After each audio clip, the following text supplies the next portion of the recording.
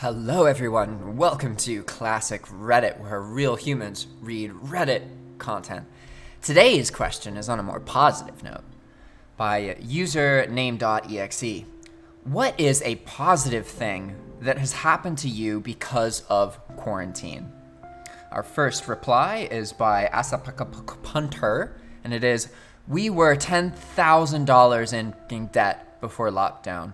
My girl got laid off, but was receiving unemployment and food stamps. I'm essential, so I kept working. We took lockdown very seriously the first 3 months and didn't do no more eating out, no dates, no shopping, nothing except the grocery store, work, and home. Not only are we completely out of debt, but we've learned to save our money and live a more frugal life in a way that is comfortable to us.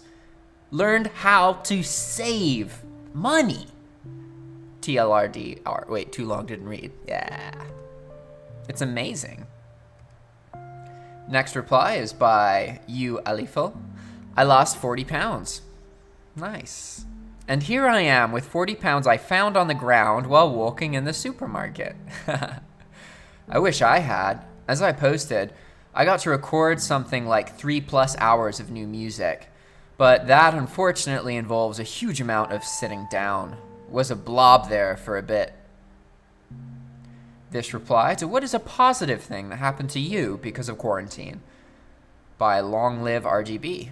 I can cross to the other side of the street to avoid passing near someone on the sidewalk, and it's not considered antisocial. Whoa, that sure is a plus. Or wearing a mask and sunglasses so no one recognizes you.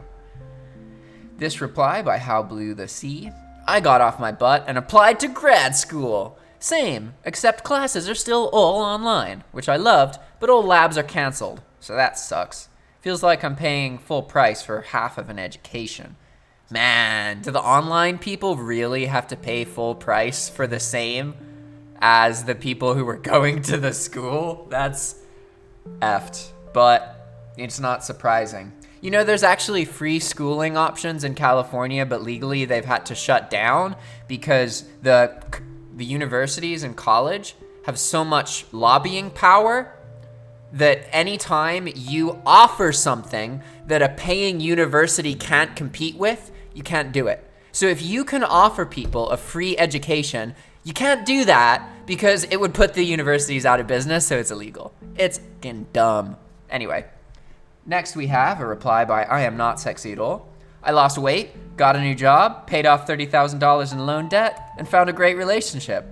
Hey, come on, you must be sexy. Not a bad year, but I'm a little anxious about 2021 with quarantine.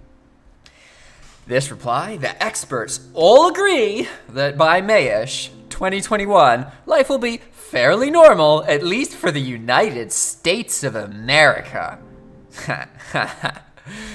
This reply by Eastern Chica. Lots of thinking and decided to move across the country to better myself and finally live life how I want to. A very long reply by Rabid Coyote. Where did you move to or from? I'm kind of at this stage myself. I've lived in Chicago for 6 years and I realized the first 5 I was kind of being a miserable asshole. I grew up outside New York City, so I figured being disgruntled all the time was kind of normal. New York City is the city of miserable assholes, it's true.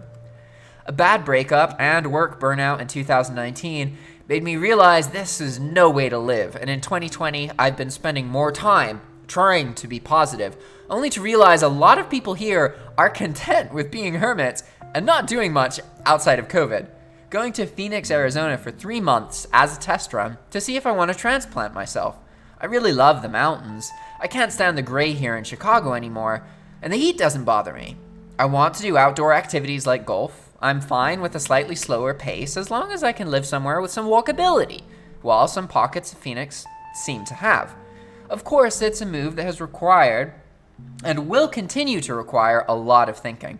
I have a job here, and generally I like, and I have some good friends, so taking the jump is always a little bit scary. Any insights you've got would be appreciated. Hey, you're never gonna hear me respond to you, dude, but I did that stuff, except I moved to Nicaragua 4 years ago when I didn't even speak any Spanish. And guess what? It was the most positive thing I've ever done in my whole fucking life.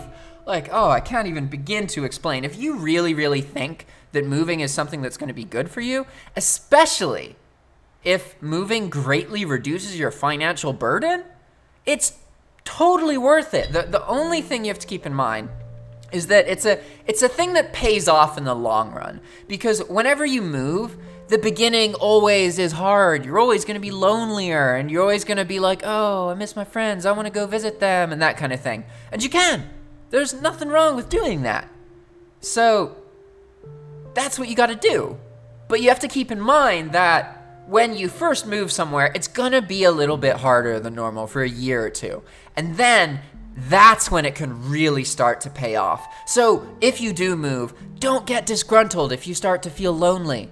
Don't worry about that, because that's part of it. And it will get better.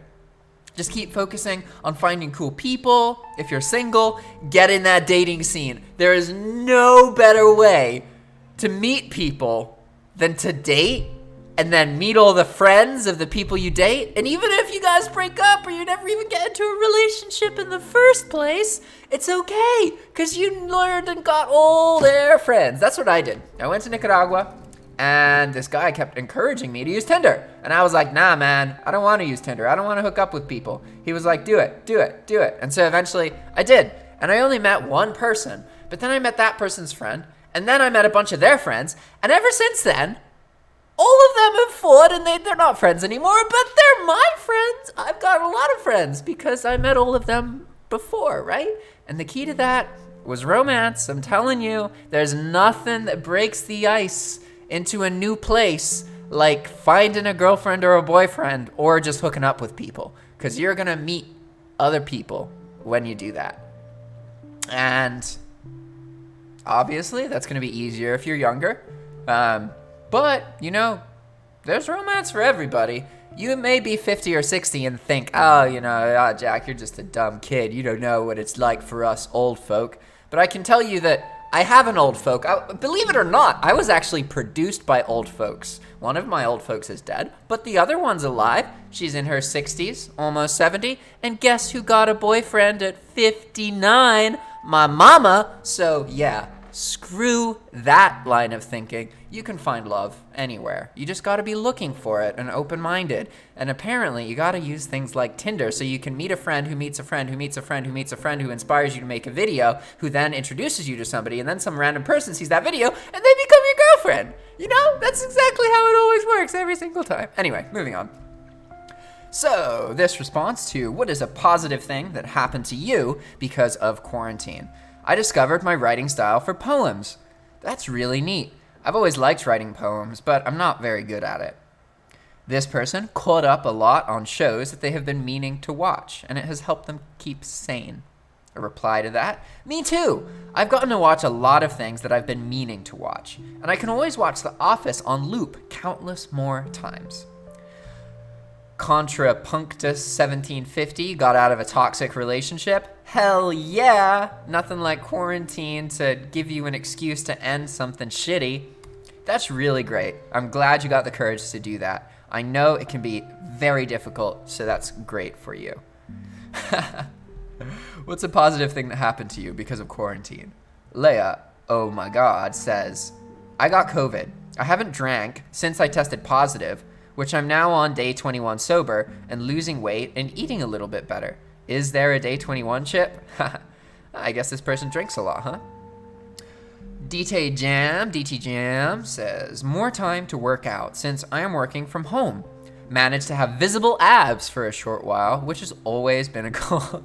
I like how he said that. Managed to have visible abs for a short while. That describes every time in my life I've ever worked out. Because I don't eat, I'm a skinny little shit, right? And so it's really easy for me to get abs if I exercise every day for like a week or two. But then I stop exercising and I don't eat and I go back to ribs. Next reply, I finally picked up an instrument, the banjo, whose music I've really come to enjoy in the past year or two. Some of it is still too hillbilly for me though. Theron Phil says, I held on to my job. Though for a couple months early on, hours were reduced, so I was able to get some partial unemployment with the $600 a week on top of whatever I would have usually gotten, plus the $1,200 stimulus check. With the benefit of everything else being canceled, all adds up to me being debt-free by the end of the month. Much, much sooner than planned. So at least there's that. I've spent a lot of precious quality time with my 2 kitties. I fear there will be separation anxiety when I have to start going back into the office regularly. They won't be the ones having separation anxiety. My cat is always so distressed when I come home. He does the meows where he is begging me not to leave again. And also, he wants food. But then I scoop him up and he purrs on my chest. He purrs in arpeggios, so it's really cute. It makes my heart skip a beat when I think about how old my kitty is. It makes me sad. He is really my best companion in this world. Hey man, don't be sad. Cats are awesome. Whenever I'm alone, anytime I get a new place, you know what I do? I get 2 kittens, a male kitten and a girl kitten. Every single time. Okay, granted, I did that twice. But now, my 2 cats are Plague and Protest, the 2020 kittens. I thought their names were quite apt because we got them as all of the protests were happening in the United States and right in the beginning of COVID. So I like their names a lot. But it's actually quite funny because yesterday, something relevant to this happened to me.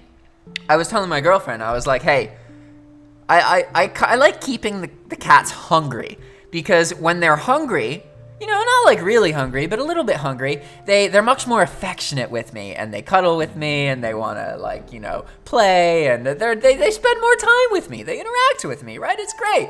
And then to prove my point, one of the male cats, the one who is usually food centric, he was being all affectionate with me and I was like, look, you know, I'm going to feed him. And as soon as I feed him, he's not going to give a about me at all, right? So I did that and then I fed him. And then he walked out, and then he walked right back in, sat on my lap, and started asking for more attention. So guess what? In this specific case, I was wrong. I fed my cat, and he was full and had more food, and he left the food and came over to me and was being affectionate. It was pretty funny, because my girlfriend was like, your cat actually loves you. Eat your words. It was pretty funny.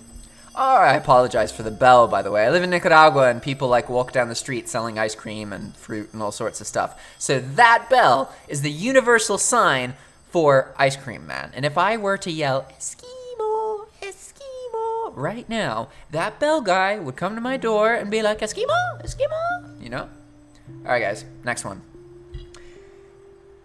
This is a response to what is a positive thing that has happened to you because of quarantine? I got serious quality time with my beloved husband. I know who and what he is and what is important to him now. We've talked, hung out, renovated our home, played games, dreamed, walked, and found new ways to love each other at this phase in our lives. In some way, I am grateful for this pandemic to allow me to refine my deepest love after 15 years of marriage. That's pretty impressive, guys. If I was going to say, if they were just together, like, you know, they met during the pandemic or whatever, or married like a year ago, yeah, they're still in the early phase. But if they spent 15 years together and were able to find positive ways that this pandemic affected them, you can do it too. Whoever you are listening to this, I bet there's only one of you. Whoever you are. Honestly, if you're listening to this right now and you're not Jamie, oh, holy crap, send me an email. My email is jackdermotpitman@gmail.com. That's jackdermotpitman@gmail.com. All right. Now for the next response. So what is a positive thing that happened to you because of quarantine?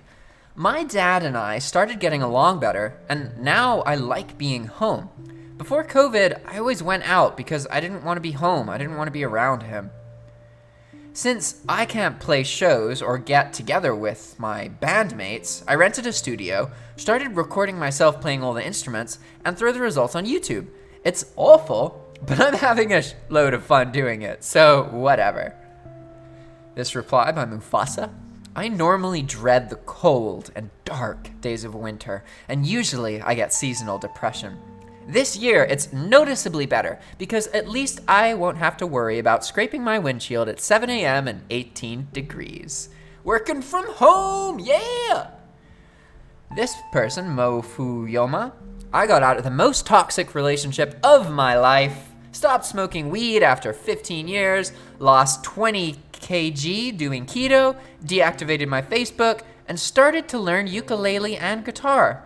Huh, that's cool. I don't know how I feel about the weed smoking thing because, I don't know. Like, smoking weed isn't a bad thing. It really isn't. Smoking too much weed, yeah, that's gonna get in your way. And if you can't control enough that you can't have weed in your life because you don't have the self-control to use it properly, then okay, that's totally understandable. But people shouldn't think that, like, just because you smoke weed, you're bad.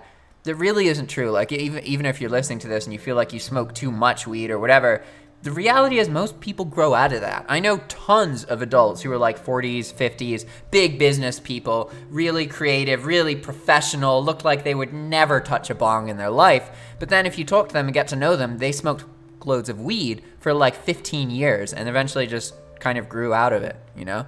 It is true that when you're smoking all the time and being high all the time, there's a reason you're doing that, and you need to understand why. Because it's probably not that you're just bored. It could be, but you're probably covering up some kind of anxiety or something you need to address, right? And maybe you need to stop smoking weed to address that, but it's important not to judge ourselves or the people around us. So just keep that in mind, okay? Because, you know, there's something magical about sharing a joint with some of your best friends and talking for hours. There's nothing wrong with that. Same with a beer. Just having a beer with friends, if you can control it and that's all you do, it's okay. Granted, alcohol's fucking horrible for you and kills people and is highly toxic. Marijuana isn't. But hey, still, you know, we don't judge here. We just understand that life's a balance of lots of ups and downs. This post by Master Tevs, I reached 100 subscribers on my animation channel. I started it to help people like me with anxiety and other mental issues, and I finally feel like I'm making a change in the world. Man, I wish I could know what his animation channel is. Reddit reading is such a tease. I got into working with wood. I made several side tables, a shoe bench, and multiple garden bed boxes. It's been very relaxing. Oh man, I love making stuff with my hands, so that's awesome. I made a garden box as well. I'm far more well-read now. Like most people, I imagine, I've always had books that I bought at some point, but couldn't get around to read because of work or other time consumers. Thanks to quarantine and the job sector I worked in shutting down, I've worked my way through them and have now raided my local bookshop. I managed to get my finances in order for the first time in my life. I am saving money. I finally managed to find work, quarantine hotel reception, after looking for a while before COVID. I also got pregnant. I kind of like 2020. I got into yoga, 221-day streak currently. Haven't taken one day off since I started. Holy crap. After a 4-year hiatus, I just got readmitted to college to finish off my final year. Dang, nice. Hope you like going to college online. This by Combo Breaker. My wife and I were able to see our 1-year-old through some pretty big milestones, including taking his first steps and saying his first words. These are things we would have missed if things were normal. And that's the thing about positivity, and people really have a leaning, you know? They either find a way to make something make them feel good, or they find a way to complain. And what's so funny about life is it almost doesn't matter what happens to you. It really doesn't. What happens to you is so unimportant compared to how you respond to what happens to you. Because I can tell you, this person, right? My wife and I were able to see our 1-year-old through some big milestones, okay? I've seen the same post, but complaining about how the kid is missing out because they're not at school, you know? Nothing about spending more time with the child, nothing about more moments, nothing about getting to know the child better, none of that. Just complaints about how, oh, the kid's gonna be shit now because he doesn't have any chance to socialize. And that's the unfortunate reality of the world, guys. It doesn't matter what happens to you. How you respond, that's what actually matters. All right, everybody, thanks for watching. If you want any more of this kind of content, let us know. If you would like to run a YouTube channel just like this and read content that you like and enjoy, then please reach out to us. Go to our About page on this YouTube channel, click the CAPTCHA for our email address, and send us an email. We want to talk to you. And if you get on early enough in this project, you might even get this for free. Who knows? All right. Thanks for watching. See you next time.